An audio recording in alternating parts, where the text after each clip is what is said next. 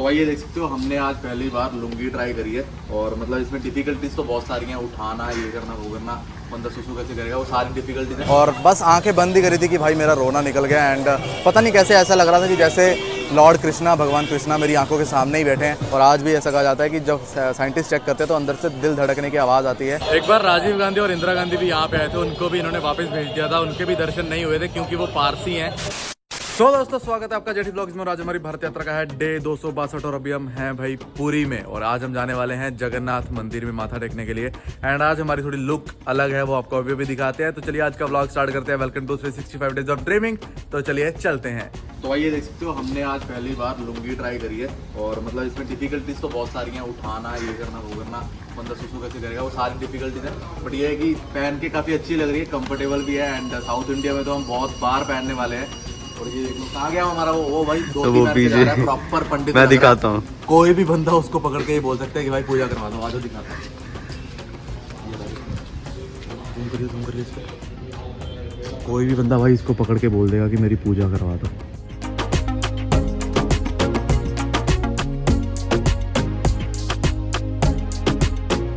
तो भाई लोग यहाँ अपनी स्टे से तो निकल चुके हैं। एंड ज़्यादा दूर नहीं है मंदिर, तकरीबन 1.5 किलोमीटर था हमारी स्टे से। देखो हमारी स्टे से ही जाता है भाई, पर वो देखो तो सामने आपको दिख रहा होगा मंदिर, यही है भाई।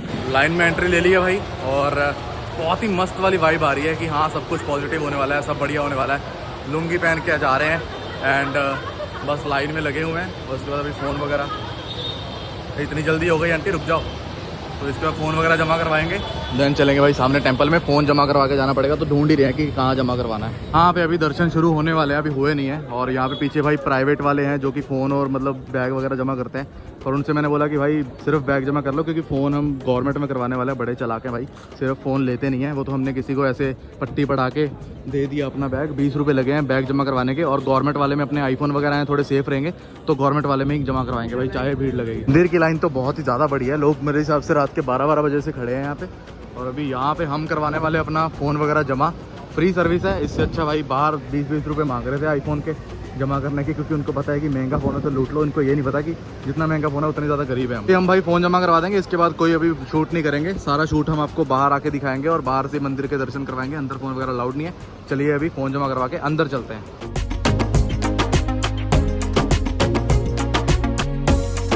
तो भाई अभी हम बाहर आ चुके हैं मंदिर से, फ़ोन हमें वापस मिल चुके हैं भाई। बहुत ही सुंदर दर्शन हुए हैं। अभी पूरी भाई डिस्क्रिप्शन देंगे आपको कि कैसे दर्शन हुए और क्या क्या हुआ। कुछ इस तरह के दर्शन हुए हैं कि मैं आपको बयान नहीं कर सकता। अभी हम यहाँ से घर जा रहे हैं क्योंकि धूप बहुत ज़्यादा है। शाम को वापस आएंगे और आपको दर्शन की पूरी टिप्पणी देंगे और इस मंदिर का इतिहास और इसकी महत्वता आपको बताएंगे विस्तार से। भाई हमें भी इधर से जाना पड़ता अगर हमारी सेटिंग ना लगती वहाँ पे सिक्योरिटी गार्ड के साथ। सेटिंग तो क्या ही बोल सकते हैं, मतलब हमने रिक्वेस्ट करी बहुत ज़्यादा, 5-6 बार। ये तो भाई भीड़ कितनी है भाई। राहुल वाली स्कीम काम करती है भाई, चप्पल है 2 अलग अलग जगह रख दो। मेरी भी है भाई। बच गई अपनी चप्पल तो दोस्तों दोपहर में 12 बजे तो हम वापस चले गए थे। बहुत ज़्यादा धूप थी। अभी शाम को भाई तकरीबन 5:30 बजे के आसपास हम यहाँ पहुँचे हैं। आप ये भीड़ देख सकते हो, ये भीड़ इसलिए है क्योंकि अभी अभी जो है झंडा यहाँ पे चेंज हुआ है, उसकी फुटेज भी हम आपको दिखा देंगे। और शॉर्ट्स में जाके देख सकते हो भाई, अच्छे से पूरा दिखा देंगे आपको इसके बारे में। एंड कल यहाँ पे भाई मोदी जी भी आने वाला है, तो इस वजह से भी थोड़ी सी ज़्यादा भीड़ है। आज एकादशी और संडे भी है, इस वजह से भी ज़्यादा भीड़ है। और पूरा आप देख सकते हो कितना ज़्यादा यहाँ पे भाई लोग यहाँ आ चुके हैं। एंड सिक्योरिटी भी पूरी टाइट है भाई। अब जिस सड़क से हम आएंगे भाई, उस सड़क पर पूरी मतलब CRPF जो भी मतलब जितनी पुलिस आप समझ सकते हो, आर्मी वाली सब खड़ी है भाई यहाँ पे। और कल तो और भी ज़्यादा होने वाली है। और क्योंकि भाई कल हमारे PM जो है मोदी, वो यहाँ पे आने वाले हैं माथा टेकने के लिए, क्योंकि इलेक्शंस आ रहे हैं तो भाई उनको भी भगवान का आशीर्वाद चाहिए।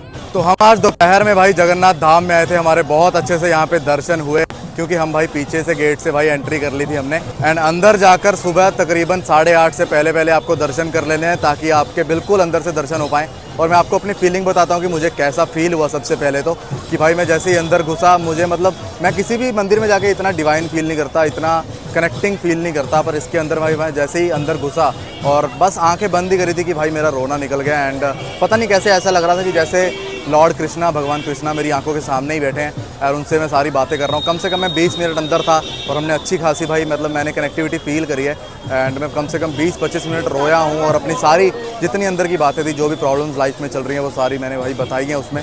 और काफ़ी मतलब हल्का फील करा है उसके बाद। तो उसके बाद मैं चाहता था कि भाई अच्छे से दर्शन हो जाएं।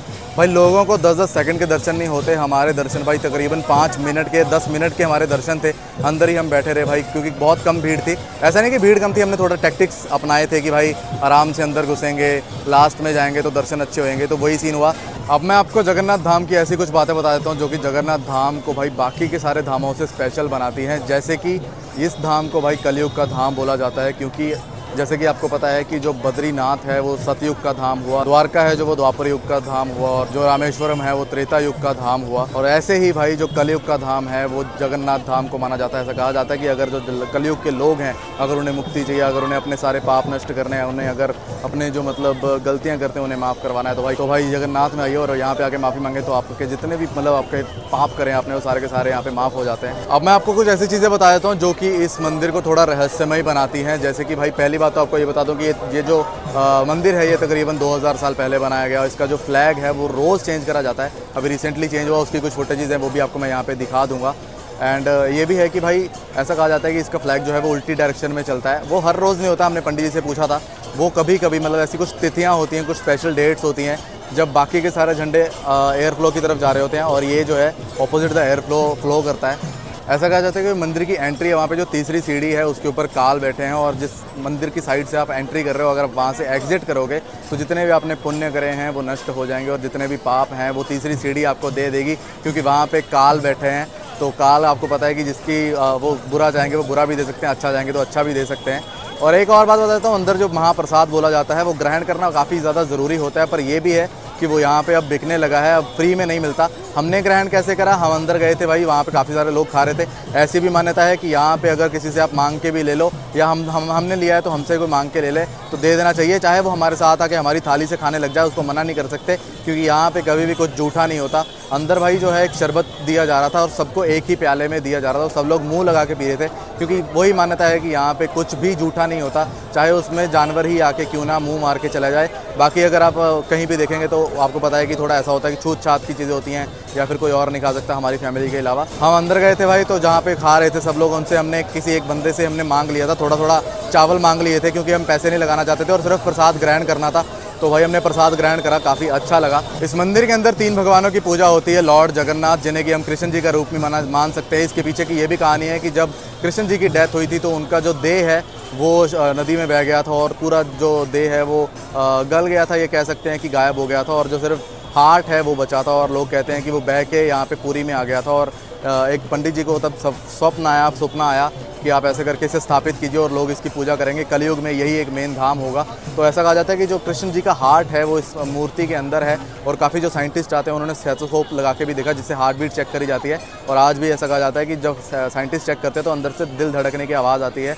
और कुछ 12, 15 या 19 सालों के बाद यहाँ पे जो है जो लकड़ी की मूर्तियाँ बनाई जाती हैं जगन्नाथ भगवान, बलराम और सुभद्रा जी की, वो सब चेंज करी जाती हैं। वो चेंज करने के लिए जो पेड़ यूज़ किया जाता है वो नीम का पेड़ यूज़ किया जाता है। आपको बता देता हूँ कि वो जो पेड़ है वो भी नॉर्मल नीम का पेड़ नहीं होता। हमने पंडित जी से पूछा था तो पंडित जी ने बताया कि जो नीम का पेड़ होता है उसके लिए हमें यहाँ से 50 किलोमीटर दूर एक कमला देवी का मंदिर है, वहाँ जाते हैं तो हमें अपने दिमाग में ही दिशा आ जाती है कि हमें किस तरफ जाके उस पेड़ को ढूंढना है। पंडित जी ने बताया कि 350-500 किलोमीटर दूर तक भी हमें वो पेड़ मिलते हैं कभी कभी। और ऐसा कहा जाता है कि जो नीम का पेड़ होता है जिसकी ये मूर्ति बनानी होती है, भगवान उसमें खुद हमें संकेत देते हैं, जैसे कि नीम के पेड़ से चंदन के पेड़ की स्मेल आना, या फिर नीम के पेड़ के पत्ते थोड़े मीठे हो जाना, और उसके ऊपर कुछ साइंस बने होना, जैसे कि विष्णु का चक्कर बने होना या फिर गदा बने होना। तो ये सब वहाँ साइन रहते हैं, और उन्हीं पेड़ों को स्पेशली लाकर ये मूर्तियाँ बनाई जाती है। 12, 15 या 19 सालों के बाद जब उस मूर्ति को चेंज करा जाता है, जो पुरानी अंदर से भाई मूर्ति निकाली जाती है, उसको भी जलाया या फिर फेंका नहीं जाता। यहाँ पे अंदर ही एक जगह है जहाँ पे हर 12-15 साल के बाद उस मूर्ति को निकाल के उस ज़मीन में दफना दिया जाता है, और वो ज़मीन में मेल्ट हो जाती है। आपको पता है वो एक ही जगह पे पिछले काफ़ी सालों से जो है मूर्ति जो है दफन की जा रही है। अब आने वाले वक्त में वो कब होने वाला है वो भी पंडित जी ने हमें बताया, 2034 में यहाँ पे दोबारा मूर्ति चेंज की जाएगी। लास्ट कब हुई थी वो 2015 में हुई थी। कुछ और ऐसी बातें आपको बताना चाहूँगा कि यहाँ पे जो महाप्रसाद बनता है वो कुछ अपने आप ही इतना बनता है कि ना तो वो कम पड़ता है ना ज़्यादा, और यहाँ पे भी कुछ उसी तरह से बनाया जाता है मिट्टी के बर्तनों में, और उसी तरह से पकता है जैसे कि लिंगराज मंदिर में पकता है कि सबसे पहले ऊपर का जो हांडी होता है वो पकता है, और सबसे नीचे वाला जो हांडी है वो सबसे लास्ट में पकता है। आप यहाँ देखते हैं स्तंभ के ऊपर जो है गरुड़ भगवान बैठे हैं और इनकी ही हाइट के बिल्कुल सामने मंदिर के अंदर जो है जगन्नाथ भगवान की मूर्ति स्थापित है। मंदिर के ऊपर आप देखते हैं, आपको देखने को मिलेगा सुदर्शन चक्र, जिसको कृष्ण जी का हथियार भी माना जाता है। और ऐसा कहा जाता है कि अगर एक बार ये नीचे गिर गया तो यहाँ पे पूरे कलयुग का अंत हो जाएगा। कुछ ऐसी बातें हैं जो आपको बताना चाहूंगा कि मंदिर की कभी भी परछाई नहीं बनती है, चाहे धूप किसी भी साइड से आ रही हो। और जो सुदर्शन चक्र है, आपको कहीं से भी आप उसको देखेंगे तो आपको अपनी तरफ ही दिखेगा, वो गोल ही दिखेगा। और ऐसा भी कहा जाता है कि जो समंदर की आवाज़ है, समंदर यहाँ पे ज़्यादा दूर नहीं है, बगल में समंदर है, और उसकी जो आवाज़ है रात को यहाँ पे बाहर तो पूरी आती है, मंदिर के अंदर कभी नहीं जाती है। अभी इस वक्त यहाँ पे चंदन यात्रा चल रही है, तो रोज़ भाई भगवान को बाहर ले जाया जाता है टहलाने के लिए। अभी आप देख सकते हैं सामने एक पालकी गुजर रही है, तो बहुत सारी भीड़ यहाँ से गुजरेगी अभी, और पालकी को रोज़ यहाँ से थोड़ा घुमा के वापस जो है मंदिर में लेके जाया जाता है। और जब भी आप यहाँ पे आएंगे तो आसमान की तरफ देखेंगे तो आपको ऐसा लगेगा कि आप स्वर्ग में आ चुके हैं, क्योंकि मैं यहाँ पे भाई पिछले 2 दिन से हूँ और देख रहा हूँ कि आसमान में कुछ ऐसे नज़ारे देखने को मिलते हैं जो आपको कहीं और देखने को नहीं मिलेंगे।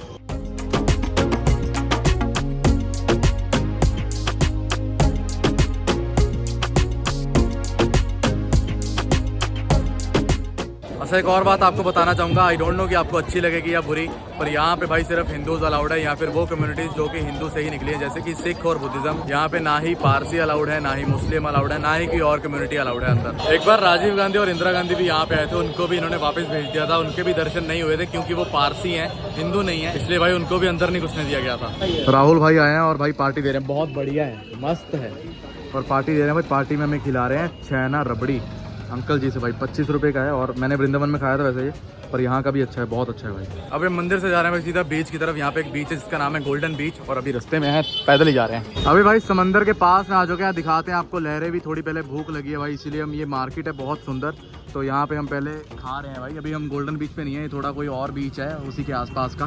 गोल्डन बीच इस तरफ थोड़ा और आगे जाके जाएगा, वहाँ भी जाएंगे थोड़ी देर टहलते टहलते। और अभी ये मोमोज वगैरह खा रहे हैं भाई, इसकी तरफ से पार्टी चल रही है। वाह वाह वाह वाह वाह राहुल वाह। ये रख दिया भाई बीच पे कदम, रेत में भाई, ओए ओए ओए ओए, अपना जिंदगी का पहला एक्सपीरियंस है भाई बीच का। ओ हो, ये देखो भाई पूरा, इसको क्या बोलते हैं जो बीच पे ऐसी दुकानें लगी थी, चौपाटी चौपाटी चौपाटी भाई। ये देखो, आहा हा हा, क्या मजेदार भाई, आहा मजा आ गया देख के ही। देख भाई भाई समुंदर पहली बार देख रहा हूँ, लहरें आ रही हैं, ये देखो, ओए होए होए होए होए भाई, ये देखो, भाई मजा आ रहा है। ओहो भाई, फर्स्ट टाइम एवर जिंदगी में पहली बार आया हूँ बीच पे, मजा आ गया देख के। ये पानी आ रहा है, पानी आ रहा है, पानी आ रहा है, पानी आ रहा है, पानी आ रहा है, आजा आजा आजा आजा आजा, आ गया और भी। हाँ, स्वाद आ गया। राहुल कैसा लग रहा है भाई? बहुत ही मजे, मेरे दूसरी बार। ये तो वैसे रहता भाई मुंबई में, इसको तो पता है कि मुंबई के नज़ारे क्या है, इसको तो ज़्यादा एक्साइटमेंट नहीं होगी, पर हमारा देखो भाई, ओए होए होए, मज़ेदार जगह भाई। अभी अच्छे से दिख नहीं रहा, बट फिर भी वाइब बहुत अच्छी आ रही है। कल सुबह दोबारा आएंगे और बहुत सुंदर सुंदर वीडियोस बनाएंगे यहाँ पे। तो दोस्तों बीच से हम वापस आ चुके हैं, एंड आके भाई नहाना धोना पड़ा, क्योंकि सॉल्टी पानी था और पूरा रेत वेत से भर गए थे। नहा धो के फ्रेश हो गए हैं, खाना पीना हमने ज़्यादा खाया नहीं, भूख ज़्यादा थी नहीं। तो चलिए आज का ये ब्लॉग यहीं तक था। अगर आपको ब्लॉग अच्छा लगा जल्दी वीडियो लाइक करो, सब्सक्राइब करो हमारे चैनल को, और शेयर करो अपने दोस्तों के साथ। मिलते हैं अगले ब्लॉग में। Till then bye bye.